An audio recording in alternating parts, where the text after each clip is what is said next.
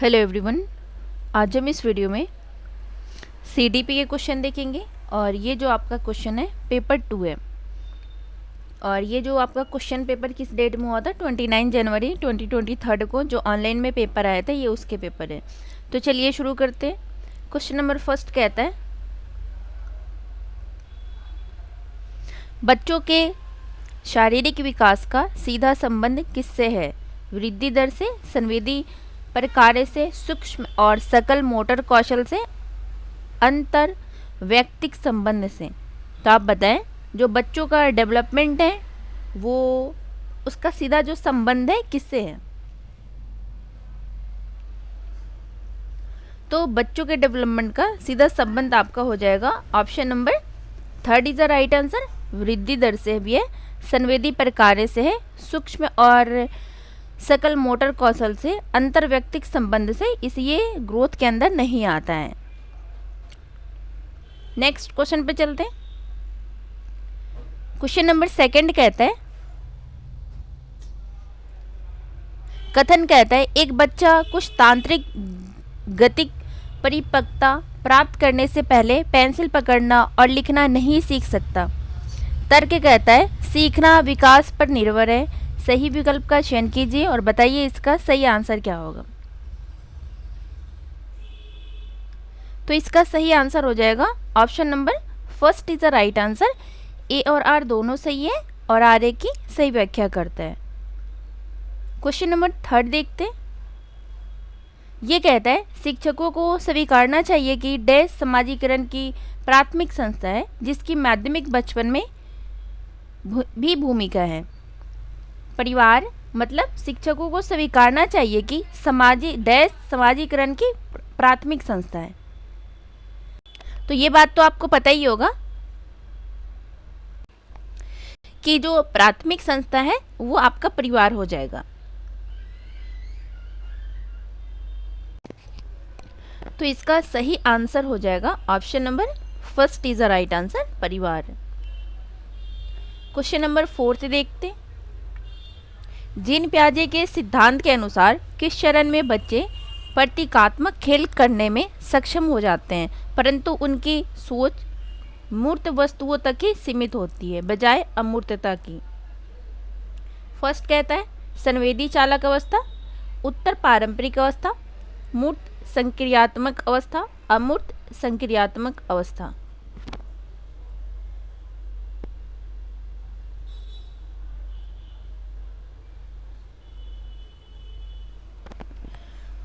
तो इसका सही आंसर हो जाएगा option number third is the right answer, मूर्त संक्रियात्मक अवस्था। क्वेश्चन नंबर 5 देखते हैं। जीन पियाजे के अनुसार बच्चों की सोच वयस्कों से किस प्रकार भिन्न है? यह वयस्कों से अलग नहीं है। बच्चों की सोच वयस्कों से गुणात्मक रूप से भिन्न होती है। बच्चों की सोच वयस्कों से मात्रात्मक रूप से भिन्न होती है। बच्चों की सोच बड़ों से कम होती है।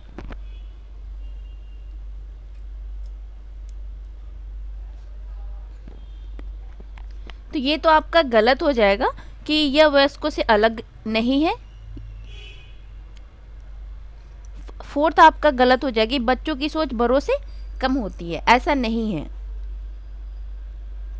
तो इसका जो सही आंसर हो जाएगा option number second is the right answer. बच्चों की सोच वयस्कों से गुणात्मक रूप से भिन्न होती है।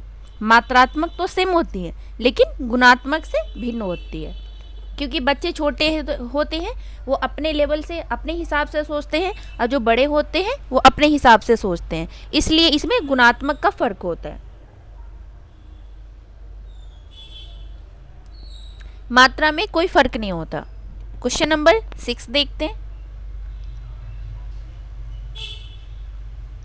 ये कहता है जीन पियाजे के अनुसार निम्नलिखित में से अनुकूलन के भाग कौन से हैं? समायोजन, समावेशन, पार, अनुबंधन। जीन पियाजे के अनुसार तो आप देख पा रहे होंगे कि जो पार है वो किसने दिया है, तो लेवाइगोस्की ने दिया है। तो आप देखिए किस किस ऑप्शन में ऑप्शन थर्ड है, सेकंड आपका नहीं होगा, आपका फोर्थ भी नहीं होगा। तो आपका सही आंसर क्या हो जाएगा? तो option number first is the right answer. First समायोजन एंड समावेशन, ये किसने दिया है? तो जीन पियाजे ने दिया है। क्वेश्चन नंबर 7 देखते हैं। क्वेश्चन नंबर 7 कहता है कोहरबर्ग के किस स्तर के अनुसार नैतिक विकास में व्यक्ति अपने कार्यों के परिणामों पर ध्यान केंद्रित करने के बजाय दूसरे की अपेक्षाओं को बनाए रखने का प्रयास करता है? फर्स्ट है पूर्व संक्रियात्मक स्तर, पूर्व पारंपरिक स्तर, पारंपरिक स्तर, उत्तर पारंपरिक स्तर।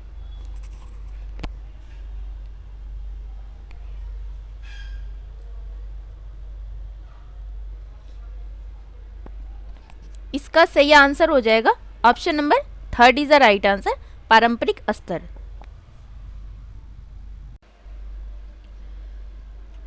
क्वेश्चन नंबर 8 देखते हैं। ये कहता है लेव वाइगोस्की ने प्रस्तावित किया कि सीखना क्या है? एक सामाजिक गतिविधि है, बार बार अभ्यास और प्रत्यास्मरण से होता है, अनुकूलन की प्रक्रियाओं के माध्यम से होता है, विकास से स्वतंत्र होता है। तो बताएं इसका सही आंसर क्या होगा? तो इसका जो सही आंसर हो जाएगा आपको कि लेव वाइगोस्की ने प्रस्तावित किया है कि सीखना एक सामाजिक गतिविधि है। आप देख पा रहे होंगे आपको बहुत सारे क्वेश्चन में ये बताया गया था जहाँ सोशलाइजेशन आई मीन सामाजिक और लैंग्वेज एंड ग्रुप लर्निंग, जहाँ आपको ये आ जाएगा आप सीधा लेव वाइगोस्की पे ओके कर लेंगे। तो इसका सही आंसर हो जाएगा option number first is the right answer. लेव वाइगोस्की ने प्रस्तावित किया है कि सीखना एक सामाजिक गतिविधि है। क्वेश्चन नंबर 9 देखते हैं। क्वेश्चन नंबर 9 कहता है लेव वाइगोस्की के अनुसार विशेषज्ञों को बच्चों को समीपस्थ विकास के क्षेत्र के उच्चतर स्तर पर ले जाने के लिए क्या करना चाहिए? फर्स्ट कहता है अनुकूलन को सुदृढ़ करना चाहिए, सजा देनी चाहिए, सजा तो किसी ने नहीं कहा है देने के लिए, तो आप सेकंड तो कट हो जाएगा आपका। सकारात्मक पुनर्बलन देना चाहिए या पार प्रदान करना चाहिए? तो इसका सही आंसर हो जाएगा option number fourth is the right answer, पार प्रदान करना चाहिए। क्वेश्चन नंबर 10 देखते हैं। क्वेश्चन नंबर 10 कहता है एक प्रगतिशील कक्षा में बच्चों को उपयुक्त शिक्षण क्रियाकलाप के द्वारा अपनी जन्मजात क्षमताओं को बढ़ाने की स्वतंत्रता दी जाती है, केवल योगात्मक मूल्यांकन का पालन किया जाता है, शिक्षिका ही ज्ञान का एकमात्र स्रोत है, ना तो केवल शिक्षा ही एकमात्र स्रोत है, टीचर्स ही ना कोई बुक्स ही, ये एकमात्र स्रोत नहीं है शिक्षा का। तो आपका थर्ड तो गलत हो जाएगा। फोर्थ कहता है शिक्षा केंद्रित शिक्षा शास्त्र का पालन करना चाहिए। तो इसका जो सही आंसर हो जाएगा option number first is the right answer, बच्चों को उपयुक्त शिक्षण क्रियाकलाप के द्वारा अपनी जन्मजात क्षमताओं को बढ़ाने की स्वतंत्रता दी जाती है। क्वेश्चन नंबर 11 देखते हैं। ये कहता है एक कवि, एक लेखक और एक कहानीकार के पास कौन सी बुद्धि अधिक मात्रा में होने की संभावना है? मतलब एक लेखक है और कहानीकार है, तो इनमें कौन सी बुद्धि पाई? स्थानिक तो नहीं पाई जाएगी, तो आप इसे कट कर दे। इसमें अंतर्व्यक्तिक भी नहीं पाई जाएगी, ये भी आप कट कर दे। इसमें क्या पाया जाएगा? इसमें संगीत में भी नहीं पाया जाएगा, तो इसे भी कट कर दे। तो इसका सही आंसर हो जाएगा एक लेखक के अंदर और एक कहानीकार के अंदर कौन सी बुद्धि पाई जाएगी? तो भाषाई बुद्धि पाई जाएगी। Option number second is the right answer.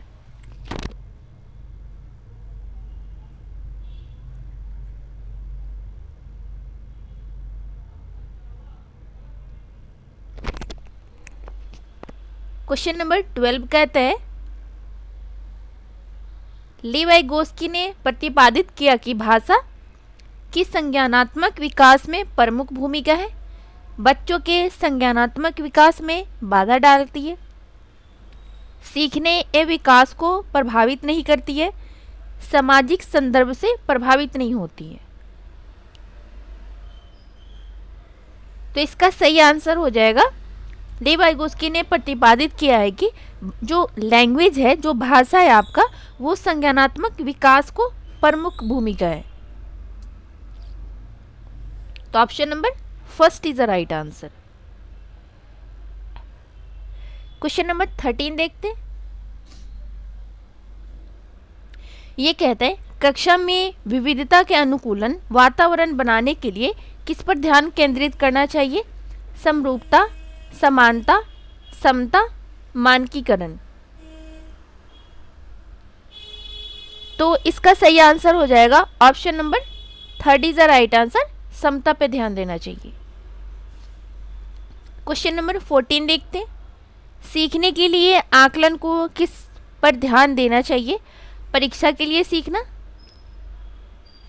वैचारिक समझ, यांत्रिक अभ्यास, समरण और पुनरुत्पादन। तो इसका सही आंसर हो जाएगा, जो सीखने के लिए आकलन होता है वह वैचारिक समझ, जहां आपकी समझ आ जाएगी वो आपका सही आंसर हो जाएगा। तो option number 2 is the right answer, वैचारिक एंड समझ। क्वेश्चन नंबर 15 देखते हैं। ये कहता है कक्षा में खुले प्रश्नों का उपयोग और बच्चों को कई दृष्टिकोणों के बारे में सोचने के लिए प्रोत्साहित करना किसको बढ़ावा देता है? समस्या समाधान कौशल और अपसारी सोच, ज्ञान का पुनरुत्पादन और अभिसारी सोच, छात्रों के बीच प्रतियोगिता, छात्रों में तनाव और चिंता। तो इसका सही आंसर हो जाएगा option number 1 is the right answer, समस्या समाधान कौशल और अपसारी सोच। क्वेश्चन नंबर 16 देखते हैं। समावेश के सिद्धांत क्या प्रस्तावित करते हैं?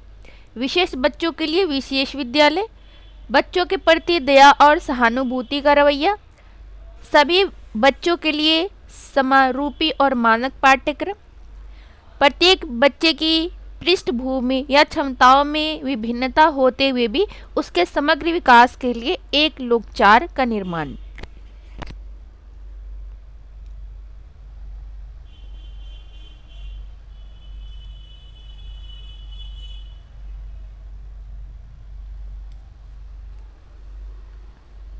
तो इसका सही आंसर हो जाएगा option number 4 is the right answer.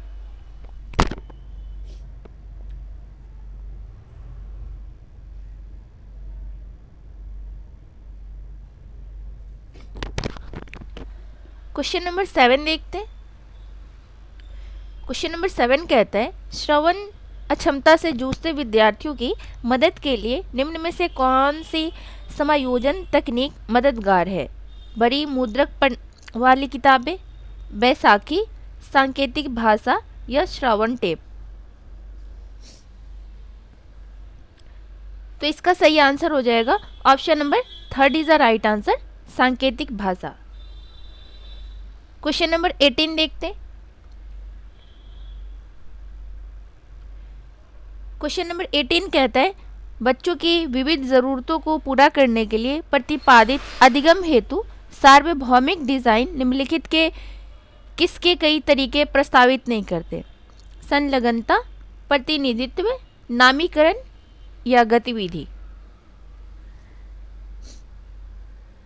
तो इसका सही आंसर हो जाएगा, जो नहीं करता है वो है आपका नामीकरण। Option number 3 is the right answer. Question number 19 देखते। निम्नलिखित में से कौन सी अधिगम अशक्तता वाले छात्र की विशिष्ट विशेषताएं हैं? पढ़ने में शब्दों या पंक्तियों को छोड़ देता है, वर्तनी में गलती करता है, ठीक से नहीं पढ़ता, एक ही गतिक क्रिया को बार बार करता है। तो इसका सही आंसर हो जाएगा ऑप्शन नंबर आपका 1 सही है, 2 सही है और 3 सही है। जो 4th है वो आपका गलत हो जाएगा। तो किस ऑप्शन में है? तो option number 1 is the right answer. Question number 20 देखते। ये कहता है, कथन कहता है प्रतिभाशाली बच्चों को उनकी क्षमता को प्राप्त करने में मदद करने वाले कार्य देकर कक्षा में प्रतिभाशाली बच्चों के सीखने की ज़रूरतों पर ध्यान देना महत्वपूर्ण है। क्या ये बात सही है? तो हाँ, ये बात बिल्कुल सही है। तर्क कहता है प्रतिभाशाली बच्चों की सीखने की विशिष्ट आवश्यकताएं होती है और इन्हें अक्सर कक्षा में नज़रअंदाज कर दिया जाता है। ये भी बात सही है। तो आपका सही आंसर हो जाएगा option number first is the right answer. A और आर दोनों सही है और आर ए की सही व्याख्या भी कर रहे हैं। क्वेश्चन नंबर 21 देखते हैं।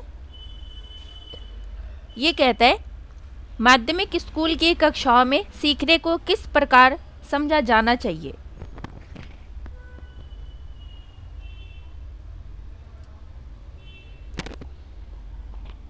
फर्स्ट कहता है अधिक जानकार व्यक्तियों के सहयोग से बच्चों द्वारा निर्माण रूप में, निष्क्रिय और व्यक्तिवादी रूप में, उत्तेजना और प्रतिक्रिया के अनुकूलन के रूप में, व्यवहार में एक मापने योग्य परिवर्तन के रूप में।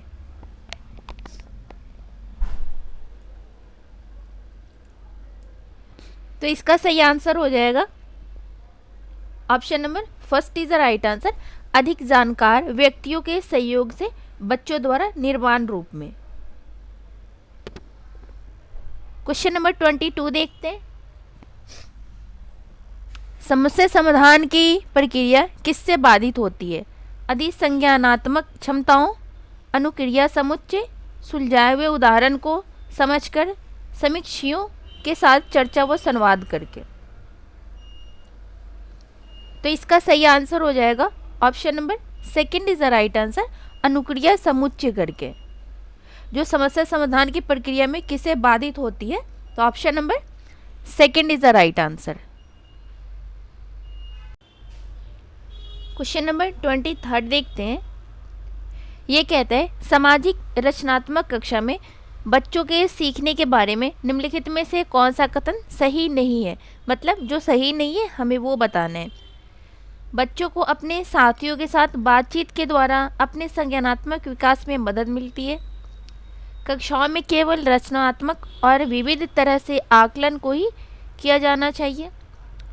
बच्चे इसे निष्क्रिय रूप से प्राप्त करने के बजाय ज्ञान का निर्माण करते हैं। मानक संदर्भित परीक्षण आकलन को मानकीकृत करने का एक मात्र तरीका है। तो इसका सही आंसर हो जाएगा option number fourth is the right answer. जो कथन सही नहीं है हमें वो बताना है। तो जो मानक संदर्भित परीक्षण है उसका आकलन को मानकीकृत करने का एक मात्र तरीका है, ये आपका गलत हो जाएगा।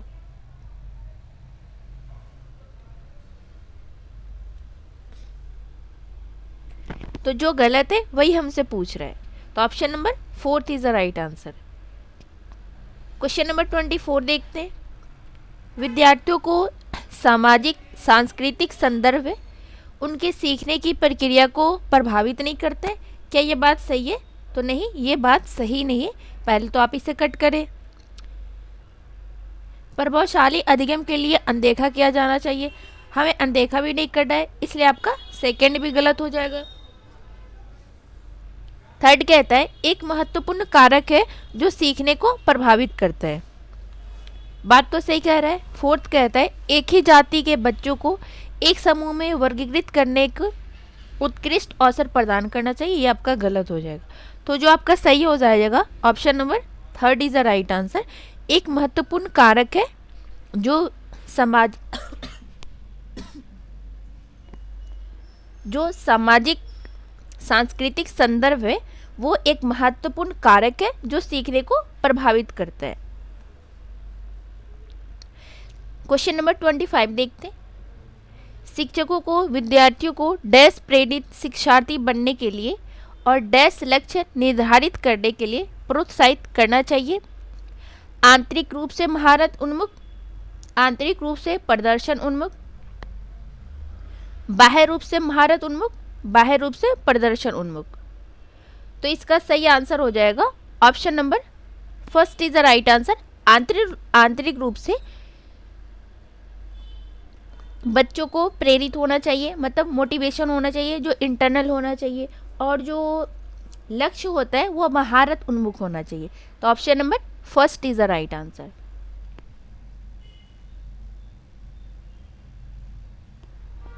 क्वेश्चन नंबर 26 देखते हैं। ये कहता है, कथन ए कहता है मध्य विद्यालय कक्षाओं में केवल शिक्षकों को प्रश्न पूछने चाहिए, विद्यार्थियों को नहीं। क्या ये बात सही है? तो ये बात गलत है आपका। क्वेश्चन तर्क कहता है निष्क्रिय रूप से श्रवण अर्थपूर्ण ढंग से सीखने का सबसे अच्छा तरीका है।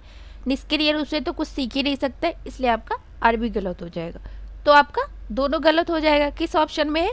Option number 4 is the right answer. A और आर दोनों गलत है।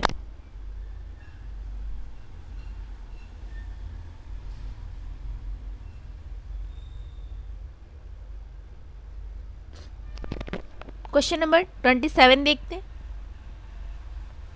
ये कहता है डैश और डैश एक कक्षा में विद्यार्थियों को सक्रिय भागीदारी को बढ़ावा देता है।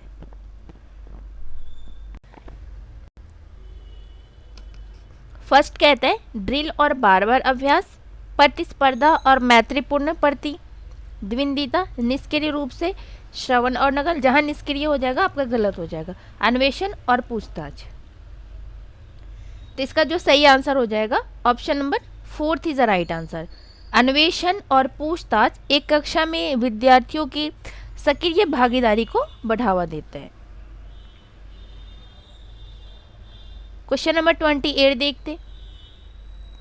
एक शिक्षक अपने छात्रों में आलोचनात्मक सोच को कैसे बढ़ावा दे सकती है? कई विचारों और सहज ज्ञान युक्त अनुमानों को प्रोत्साहित करके, केवल सूचना के पुनरुत्पादन को बढ़ावा देकर, बार बार वेदन और अभ्यास पर बल देकर, यह सुनिश्चित करके कि शिक्षा का बच्चों के सीखने पर पूर्ण नियंत्रण है। तो इसका सही आंसर हो जाएगा option number 1 is the right answer. कई विचारों और सहज ज्ञान युक्त अनुमानों को प्रोत्साहित करके।